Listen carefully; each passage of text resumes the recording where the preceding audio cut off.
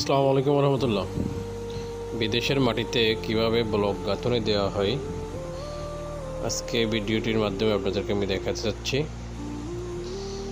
বিদেশের মাটিতে যে ব্লকগুলো পাওয়া যায় বেশিরভাগ ব্লকেই দুই পাশে হোল দেওয়া, যার কারণে গাঁথনি সিস্টেমটা একটু ভিন্ন। আর বেশিরভাগ গাঁথনির কাজ করা হয় কলাম ছাড়া, যার কারণে বিদেশের মাটিতে যে গাঁথনিগুলো দেওয়া হয় কলামের পরিবর্তে লোহা ব্যবহার করা হয় এবং এটা টাইলক ব্যবহার করা হচ্ছে আমরা দেখতে পাচ্ছি। ব্লকগুলো আমাদের দেশে যে 4 ইঞ্চি ব্লক পাওয়া যায় তার থেকে 2 ইঞ্চি বড় ব্লক যে গাঁথনি দেওয়া হচ্ছে, যে ব্লকগুলো এগুলো 6 ইঞ্চি ব্লক এবং দুই পাশেই হোল,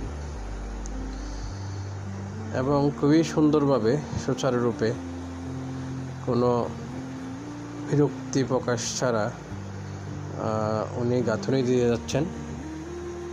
আমরা গাঁথনির শেষ পর্যন্ত ভিডিওটি দেখলে লক্ষ্য করব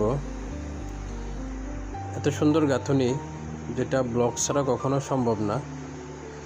স্প্লিট লেভেল দিয়ে উনি চেক করে দেখবে, যেটা ব্লকের গাঁথনিতে সম্ভব, অন্য কোনো ব্রিকের গাঁথনিতে সম্ভব না।